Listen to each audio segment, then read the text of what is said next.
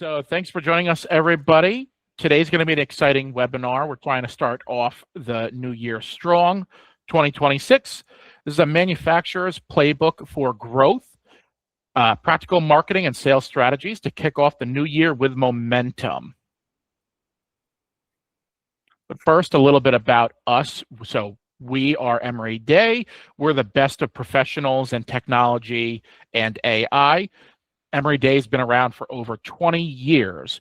We do a mix of full service marketing. So that's local search, that's social media, advertising, website content, and even now starting to help with like some of the sales process and a little bit more business development. We have over 50 US based team members and then several other international team members as well as a growing company. We have our own dedicated lead platform. If you've ever used Salesforce or HubSpot or something and you thought it was a little bit too in-depth and too crazy and a lot of fees and add-ons and all these things and you don't know what you need, we've got what you need. It is a completely integrated system. It works with you. And there's no sales pitches or additional fees or add-ons outside of the traditional platform system for it. And with that, we've helped serve over thousands of clients. And our mission is very simple. We want to help businesses grow. As an agency, we want to help them build comprehensive marketing. We don't just tell you that your numbers are good. We physically show you the numbers are good and the numbers that matter. I don't care if your traffic went up, if you're not converting customers or you're bringing quality leads. That is what we are here to do and help you do. We've helped several businesses thrive. We have our own case studies and provable facts showing the increases in revenue we brought to our clients, how long they've been with us, the number of quote requests they generate, or the increase in conversions they have in just a year with us, for example. What you see on the screen is just a sampling of some of the clients and the success we have brought them over the years. Just get that person in here. And then, like I said, we have an AI-powered dashboard. AI is the newest thing in the last couple of years if you haven't been living under a rock. We are constantly adding that into our systems so it can help with your marketing. It can help with the advertising, reviewing the data, managing your data, like your emails and your contacts, lead follow-up, lead capture, and we're always constantly growing what it can do for you. Companies using a CRM will typically see a huge increase in their sales power. And I think that's a pretty good intro to Emery Day, and I'll pass it off to Joe, and we'll go over today's presentation. Yeah, let's do it. So back on that word AI, AI is here. It's now. A lot of what we're going to talk about today will have an AI overlay on it. And, we've identified for our clients and for ourselves that this is really 2026 as an AI first strategy. But today we're here to talk about manufacturers' playbook for growth. Now, we love manufacturers because they're big enough to be real companies and really know the ins and outs of making investments and seeing returns. But what I'm going to talk about today actually applies to multiple industries. So if you're not a manufacturer and you're not, kind of producing a product or creating contract manufacturing opportunities for stuff, this still very much applies to you because it's the latest in 2026. So we want to talk about practical stuff. And the goal today is that you will get something to light your fire a little bit, just something that makes you a little bit more kind of excited.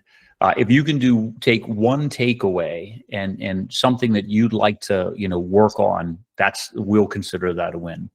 So why this webinar matters is the manufacturers who win in 2026 will focus on building scalable lead generation pipelines now. Visibility takes time, trust takes repetition, pipeline takes consistency. And the reason why that's so important is because not everybody buys on the first exposure. And there's lots of different statistics about how many times people need to be exposed to something. There was originally, and I'm dating myself a little bit, but going back 10 years, there was a 7-part kind of strategy where people needed to see your message 4 times over 3 different media in order for it to make it work. They talk now about the latest generation and social media and the way content is just going like this constantly. And that has grown tremendously. They say even things like 25 different touch points. And there's a reason for that.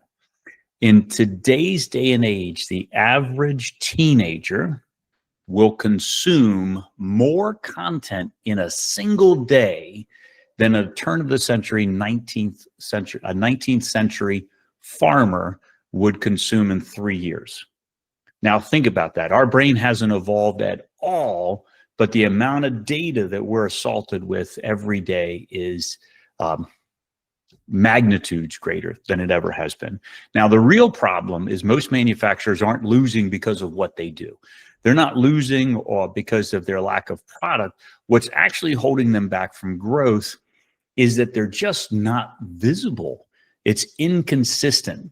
There's no reliable way for manufacturers to capture leads. How many of manufacturers are you familiar with that are using reps and trade shows back in the day? Now, I'm not saying that doesn't work, but today, many of the decision makers that we used to have to pick up the phone and call or used to meet at a trade show, they're on ChatGPT. They're doing things in ways that they haven't. They're consuming video content and having videos targeting to them. Now, the other thing is once we capture a lead, we need to make sure we follow up with it and we need to nurture it. And we're going to talk a little bit about pressure release valves and how do we capture leads in a very non-threatening way. If you don't have an engine that produces these leads each and every week, it's an easy thing to fix. You know, one of the things that I always got excited about marketing was marketing is supposed to be working while you're sleeping. Now, I will never say that a manufacturer doesn't benefit from an amazing sales rep, someone who's willing to close the gap, someone who's willing to pick up the phone, do the meetings, absolutely. But in front of that amazing salesperson, the marketing should be working for them while that salesperson is asleep. So when they hit the desk, they've got a calendar full and they're working hot opportunities. And so what top manufacturers do a little differently is they don't do marketing in the traditional sense. They build a pipeline system. So we have to build that system that will create that awareness and then bring you through to a funnel so you can be that lead. And we're going to talk a little bit about what that looks like. Awareness and visibility is key. How many times have you been on LinkedIn or Facebook or Instagram or YouTube and you happen to see the same type of targeted message and you know it's targeted at you? You're like, hey, that's crazy. I was just talking about that on my cell phone. And yes, it is listening to you. It is listening to you. I'm convinced. But you see that message again and again and again, and you're not necessarily ready to buy in the moment, but that doesn't mean that it's not doing its thing, that awareness, that visibility. But you're going to hit that moment where it's time. Today's the day. So we have to make sure that we go from that interest to that lead capture super simple. And then once we have you, oh my gosh, squirrel, people just kind of, they get busy. Let's face it. They've got to-dos. So that lead that happened Monday at noon, we need to make sure we're staying in front of so that we can close it Thursday. And sales readiness. It's so important to have those book calls and those requests for quotes coming in consistently and repeatable execution every month. We know that salespeople benefit from going to the plate and taking swings on a regular basis. Now, today's promise, what we're going to do today is by the end of this session, we're hoping you will get something to get you excited. One idea, that's all you need is one idea from today. A simple plan to build momentum in Q1, 3 proven strategies to increase visibility and demand. So this is kind of pick your flavor, if you will, what gets you excited, what gets you turned on. A repeatable structure for pipeline growth. While you're sleeping, it's working, it's scalable. And a way to align sales and marketing without complexity. Now, we're going to start with the first section. Now, this is the offer. This is the funnel. Now, for those of you who have been around for a while, the word funnel means something to everybody. But at the end of the day, it's just where it starts with the top of the funnel is where people come in and they work their way down. You can talk about funnels as Well, the top of the funnel is brand awareness, and the middle of the funnel is focusing on conversion. Just think of it as a sales funnel. It's coming down. At the bottom, we have revenue. That's what we're looking for. The fastest path to a pipeline, in our humble opinion, you might ask other people, you might get a different answer, but this is the number one strategy that we're doing for all of our clients, hands down. Every client that comes in, we literally say, we're going to do a speed to lead program, and you're going to have leads in 3 weeks, and this is exactly how we're going to do it. Now, we do that because it works. Now, I will show you a couple little clients, along the way as we go, but what you're looking at there is Maxbotics. You guys like a good manufacturing company, right? They're awesome. They make these little sensors that can sense a liquid. So is a tank full? They can sense distance. So think about the bumper sensor. As you're approaching your car garage, it's going beep, beep, beep, stop, right? That's the world they live in, but they power up other people's products. So they're looking to be inserted into a product, which means a lot of their prospects, their ideal target audience, are product engineers. Now, product engineers are notoriously these green eye shades who hide inside of their CAD programs. They don't normally come out, but you can find them.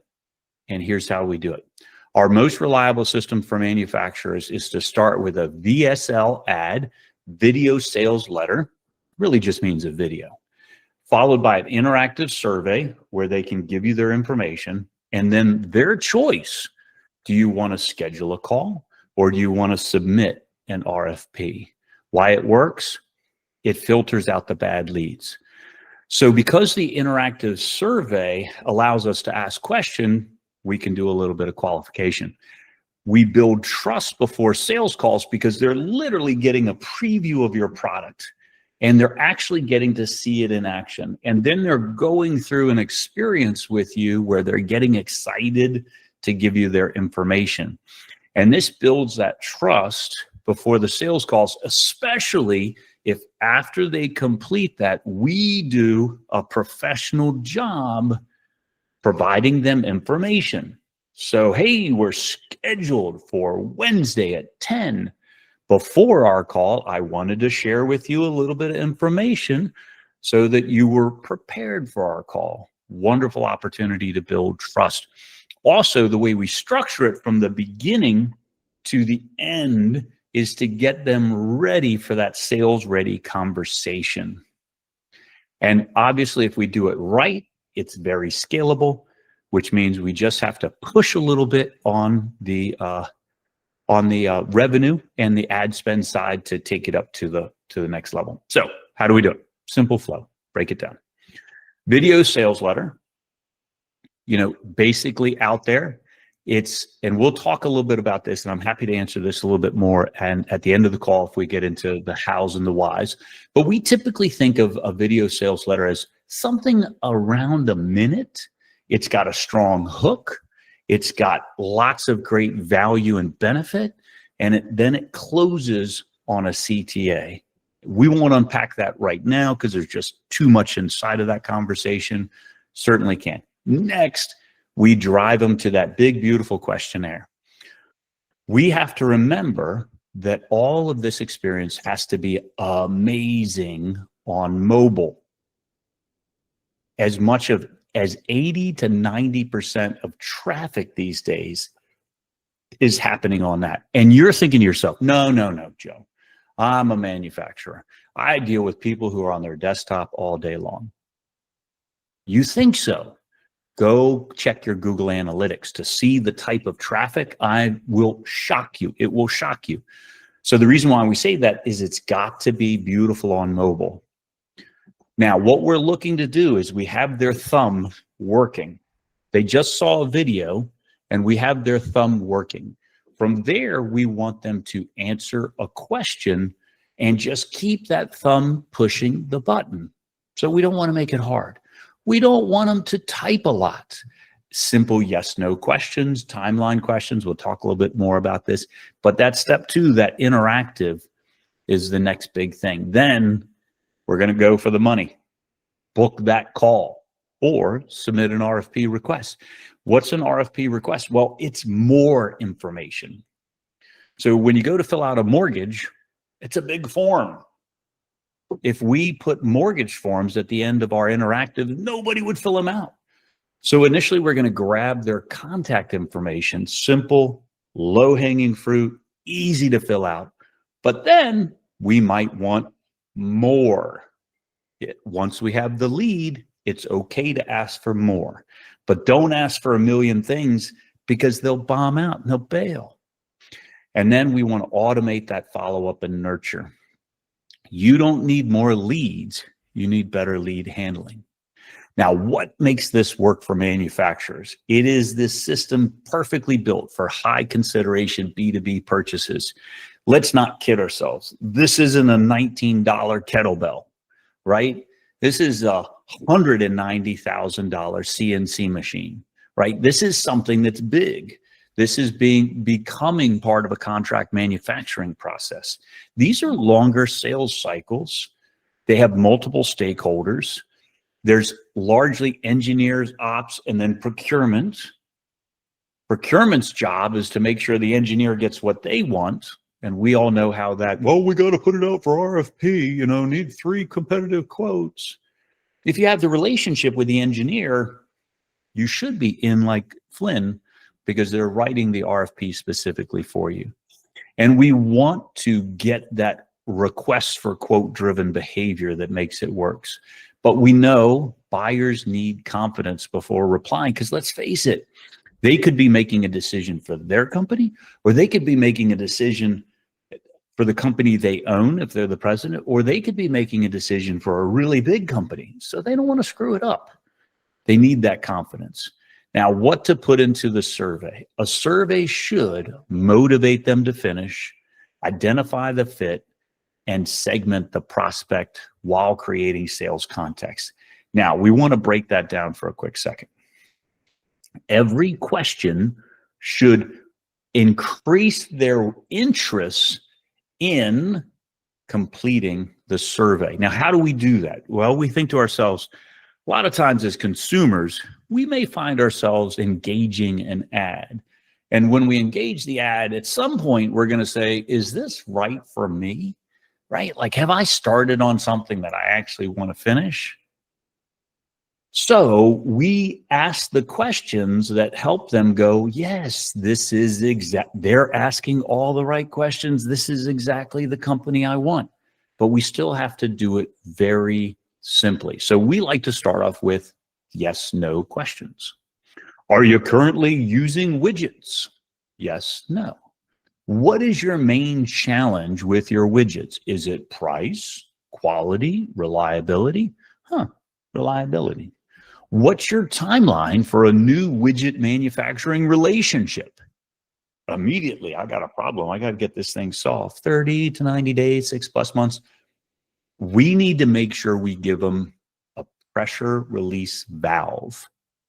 We need to let them say, it's okay for you to say, I'm not that interested. I'm just playing along, right? You got to let them say, hey, not sure, just investigating. When you give them that pressure release valve, it's not about qualification. It's about psychology. They don't want to be sold. Now, we're not saying you won't sell them. They just want to kind of come along for the ride a little bit until they're sure, right? So give them that opportunity to kind of play a little hard to get. It's okay. In fact, it helps tremendously. We only ask 3-ish questions. Sometimes we ask 4. On the oddball case, we ask 5, but let's try to keep it simple, just enough. And then we finish with something not threatening, because we could finish like this. So if you're ready, we'll have a salesperson call you today. No. Too much. Great. Let's get your information. It's non-threatening. I'm happy to give up my information. But the survey becomes your pre-sales qualification. Now, the momentum, that which is measured can be improved. That which is measured can be improved. We've heard that all of our lives. We have to build that momentum by tracking the survey completions, the qualified submissions. These are the ones you want, right? Get out of here. I don't want that. Ooh, I do want that, right? Book calls and quote requests. And if we do this on a consistent basis, we're going to start to develop that confidence in our own funnel that's required to push the accelerator pedal down. Because when we are able to say, well, 75% of my meetings show up and I'm able to convert 25% of every sales presentation to business, hey, boss, I need more money because this is working. But you only get there when you actually track that. And there's a little bit of a screenshot from our system in action. Now, we're going to switch gears. So you got to find one thing that gets you excited today. We talked about video sales letters to interactive surveys because the world's changed. We like video. We're now conditioned to watch video. We prefer it. If a picture's worth 1,000 words, a video's worth 10,000 because it tells this massive story, goes all the way around your product and service in a way that a landing page never could. But we're switching gears. It's 2026. AI is here. I like to say my mother-in-law is having a relationship with ChatGPT, and it's ticking off my father-in-law. Now, I say that because my mother-in-law is 70, and it's, of course, tongue-in-cheek, right? But the reality is if my 70-year-old mother-in-law is using ChatGPT every day, what's the chance that your dialed-on intelligent product engineer has been using ChatGPT aggressively for at least 2 years now? Good. So SEO has now become AEO, answer engine optimization. Take it to the next cocktail party so you can sound smart, right? SEO is now AEO. So why is it changing fast? It's changing fast because the paradigm has changed. We now have ChatGPT, Claude, Grok, DeepSeek, KMI, Gemini, and 32 other flavors of Baskin-Robbins LLMs. And that's a good thing. And I just say this is not political. I am glad there's not one to rule them all, because I think we'd be in trouble if there was one to rule them all.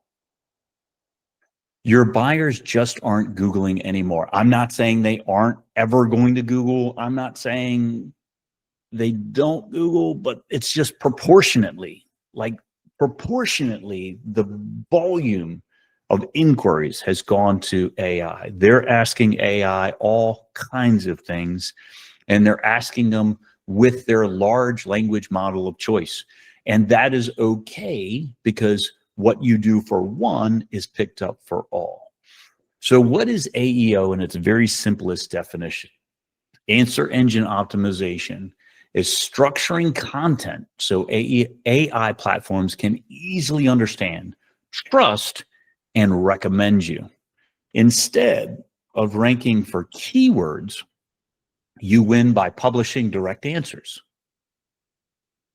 Answer engine optimization and the way AI thinks are based on a question answer format. So search was about keyword density, backlinks for keywords. That's the old stuff. AEO is more in depth. People ask a large language model a question.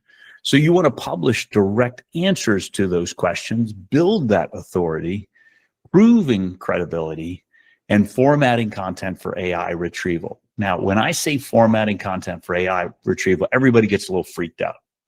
Technically, yes, there is a proper formatting where in a preferred state, you would use JSON, which is a markup language similar to HTML, to say this is a question and this is the answer.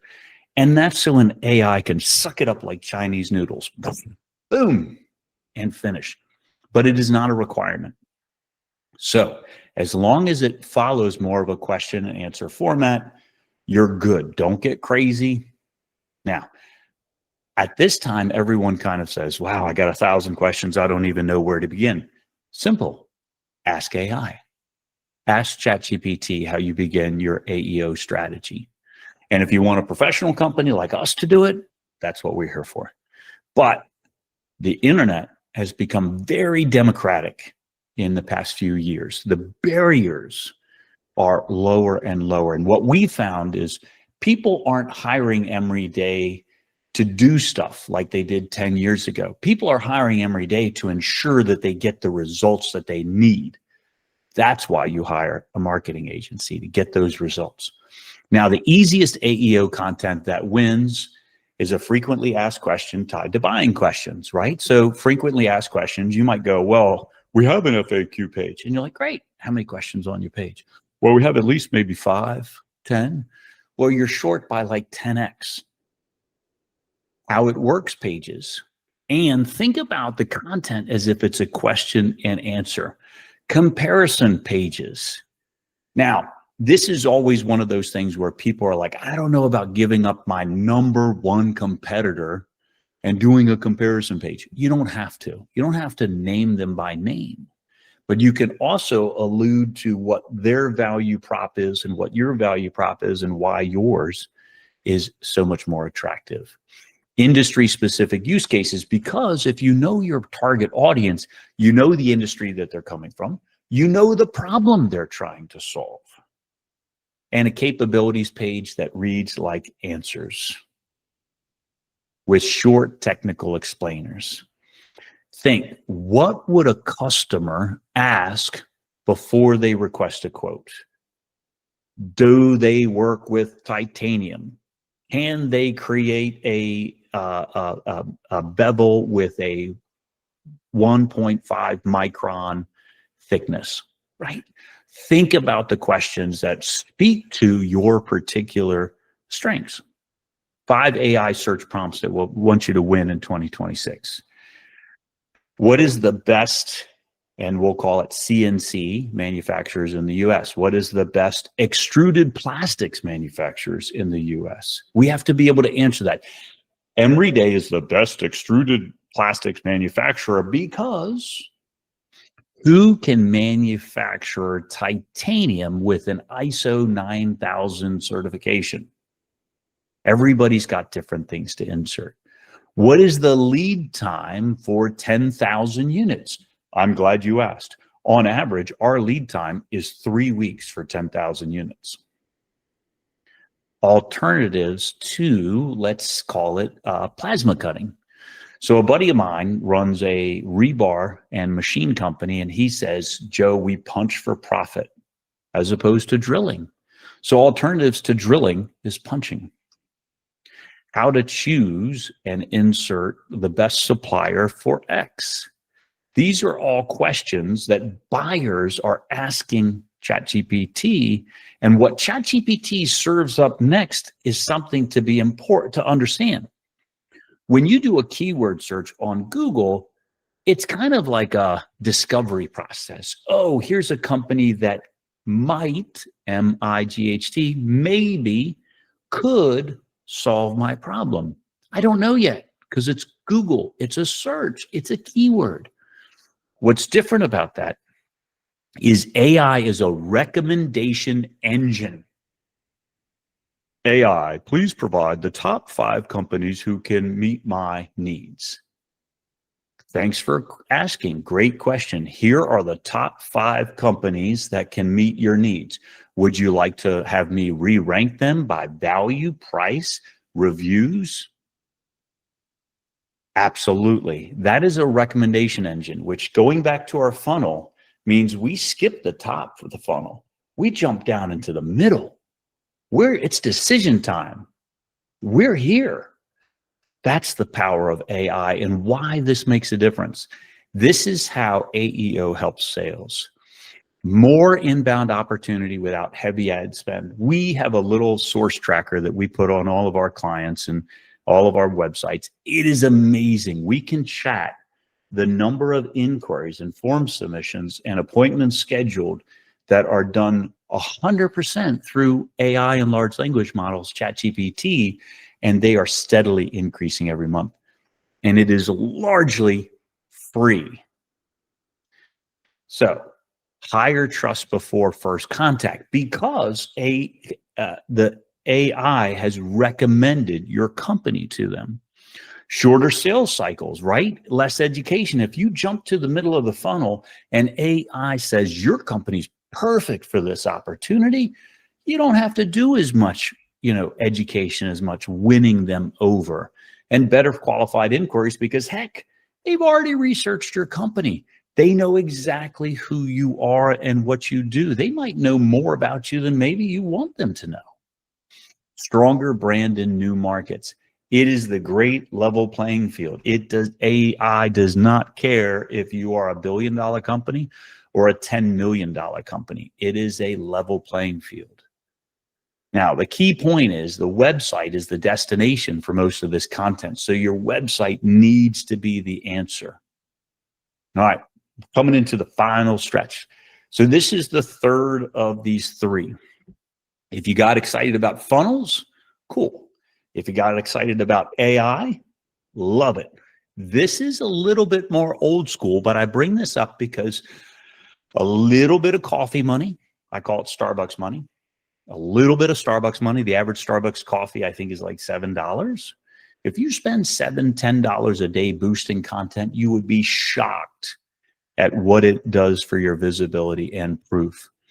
There is a visibility gap for most manufacturers. They suffer from the same issues. You're credible. Like when people come and check you out, they're like, wow, you're a hidden gem. I didn't even know you existed. You've been doing this for how long? You have which customers? That's amazing. The only problem is people don't buy what they can't find, and they don't trust what they don't see repeatedly. Back to our earlier observation about the number of times someone needs to see something for it to really pop into their skull. The role of boosted content is not about branding. It's not. Boosted content isn't about vanity metrics. Nobody won based on views. And if your agency comes to you and says, well, we had 10,000 views and that's awesome. You go, well, how much money did you make me? What are the results? What's my return on ad spend?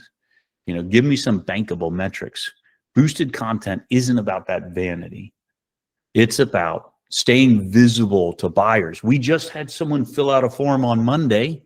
Yeah, show them some more content on Tuesday and Wednesday. Reinforcing that credibility. When you repeatedly see that content again and again and again, it makes a difference. Meta has been said to be able to predict when a woman is pregnant before she even knows it. Now, I think that's an urban legend. I'm not even going to go there if it's right. But it does speak to the level of algorithm that is pushing the content into your space. So if they know you are a target market for this content, they are going to put it in front of you, and that reinforces your credibility. It creates a familiarity before outreach. One of the clients we're showing you on this page is eLogix. eLogix, with their content, and it's actually a client of John's, opened up the door and said, welcome into our world. We are going to show you what it means to be a premier 3PL and logistics company out of Chicago near the O'Hare Airport, because we're going to show you all the fun stuff. We're going to show you a day in a life. Well, when you have that familiarity and you see that gentleman sticking cartons, you're thinking to yourself, that could be my product. That could be a guy taking care of my stuff. That familiarity goes a long way to overcoming a lot of sales objections. And it supports the sales rep without them having to deliver this proof. Like, trust me, we don't have to use that because they've been seeing your operation in action. So what content works best for manufacturers? Simple, proven content themes include, take them out on the shop floor, walk through, show them the process, how we solve problems. Some of our customers come to us and they've got this problem and we solve it this way. And if you're thinking to yourself, it's got to be video and video's scary, it doesn't have to be. There's lots of different ways you can tackle this. Case studies and results, an endless stream of results. At Emory Day every month or every other month, one of our clients sells their business. That's crazy exciting for us. And what it allows us to do is say, hey, listen, Emory Day, we do the right things. Like, we make stuff happen. Case study after case study after case study and results. Before and after improvements, massive difference. And you can think about all the different ways that you can do that. And what most buyers don't know about, educate them. In many ways, it's kind of letting them in the side door to a conversation that makes them feel like, these guys really know how to do it correctly. And then engineering level, take them into the nitty gritty. A picture's worth 1,000 words, a video's worth 10,000. Take them in and show them your engineering. Tell them why titanium makes the difference. Tell them why you plasma cut on a bevel and that makes a difference. Tell them why you use a certain process. Quality and certifications are easy to drop in behind the scenes. And of course, we're ISO certified, right? Of course, we're, bum, bum, bum, bum, bum, bum. Those just kind of wash through, but quietly, they check a box. They check a box.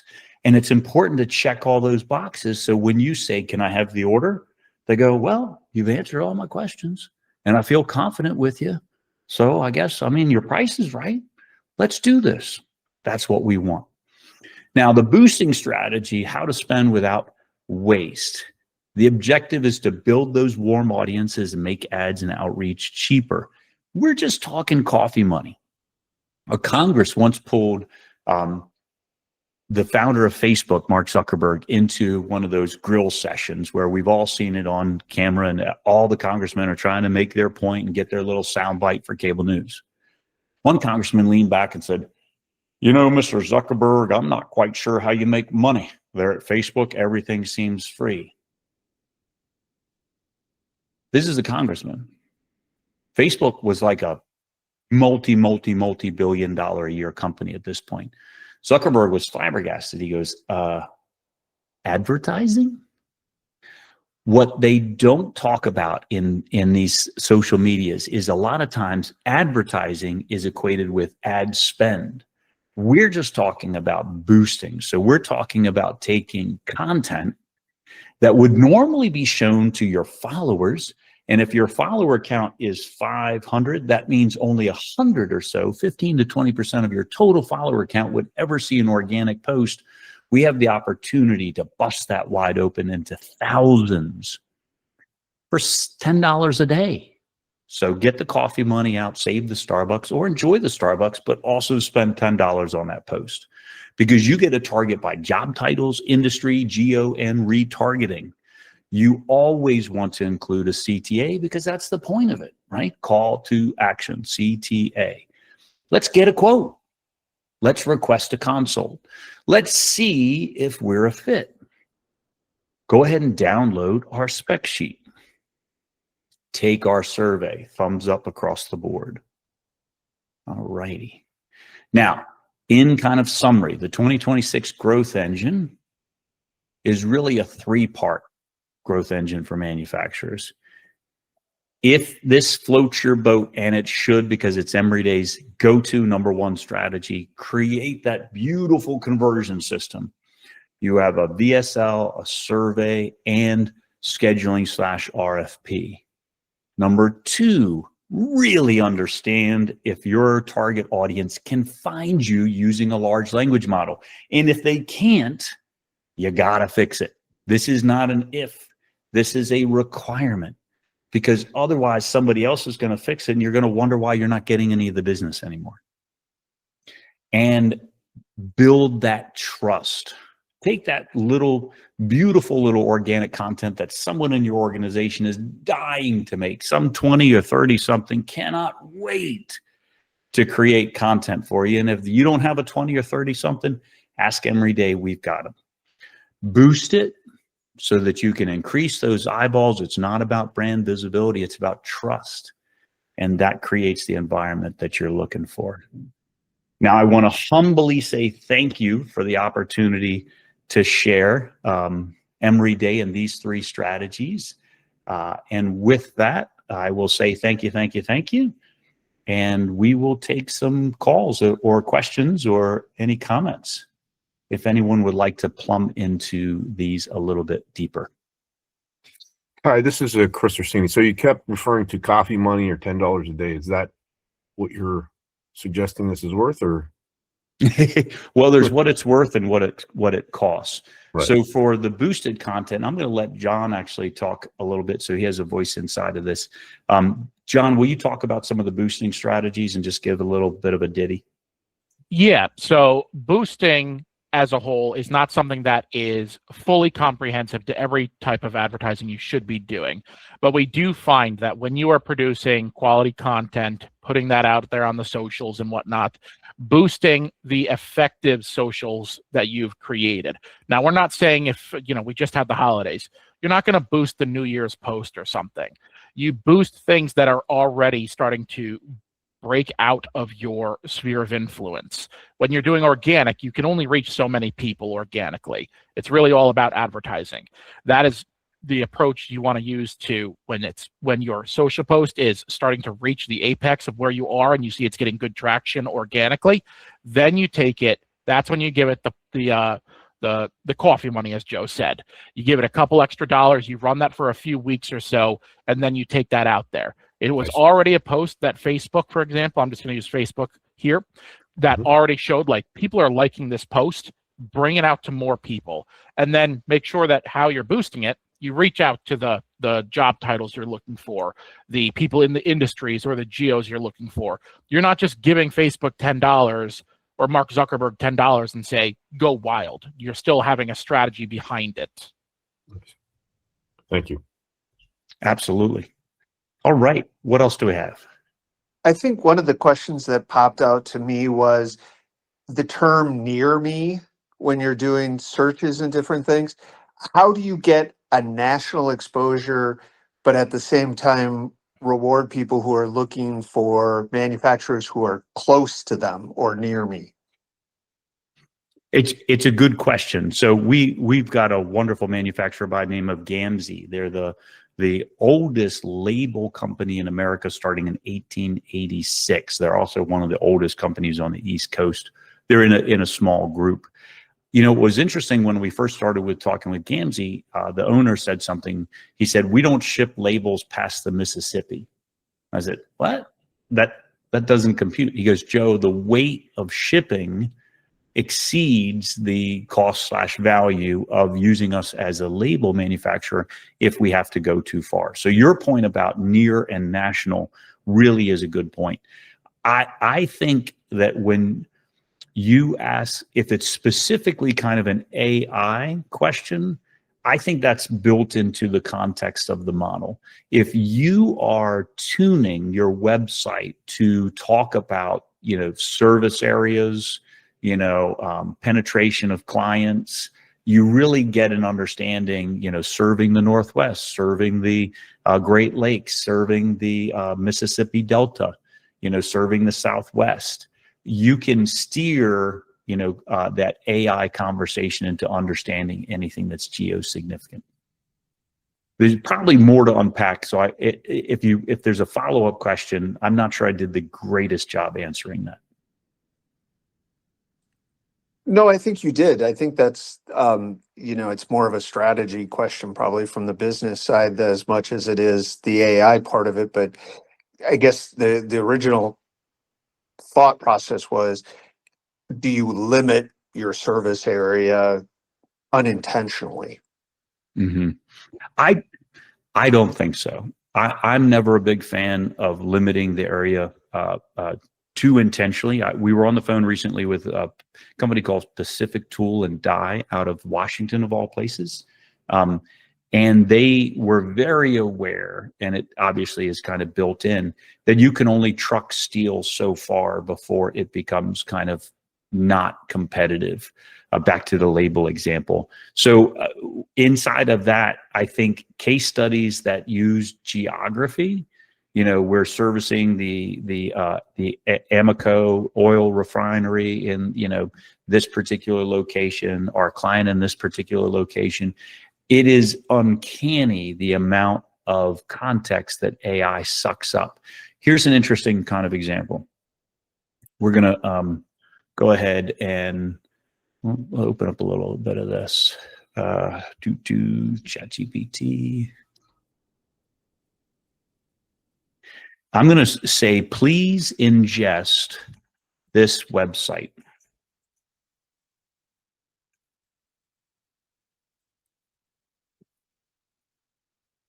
Now, this is an unrehearsed search, and usually it must be doing something for me. 8 times out of 10, ChatGPT has no problem reading a particular website. One of the things that I have found is that in the time that it took to do that inquiry, think about what happened. It read every word on the Gamzee website. And because this is the latest version of ChatGPT 5.20, it does a little extra thinking. We're kind of used to that. It thought for 8 seconds. But think about that. It literally read every single word on the website and drew context to the point where it is ready to answer tremendous amounts of information. So back to our kind of case studies. We love case studies, proof of concept, because if we did this for this guy and you look just like that guy, then we can do it for you.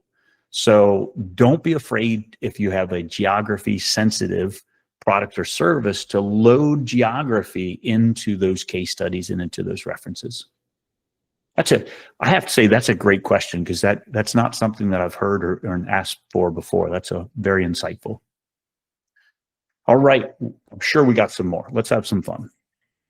Let's do this a little bit unsolicited. This isn't exactly on the playbook, but I want to take you in and show you. Now, this is my Facebook feed. Meta gets you Instagram and Facebook.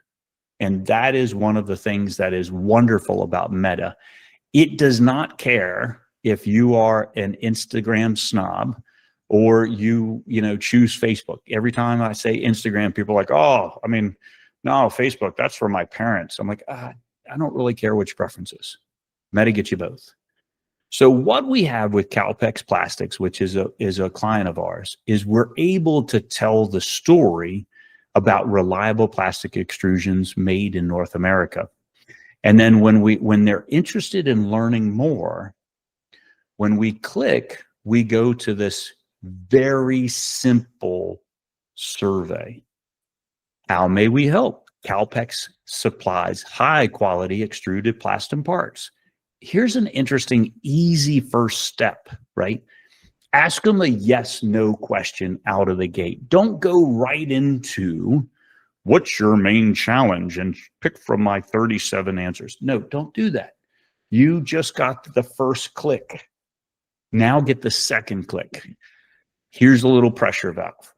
Not yet, but considering it. And I'm also going to tell you, you'd be amazed how many people will actually select no and then end up buying in the end, not just becoming a lead, but actually buying. So we ask a simple yes/no question. What types of plastic extruded parts do you use?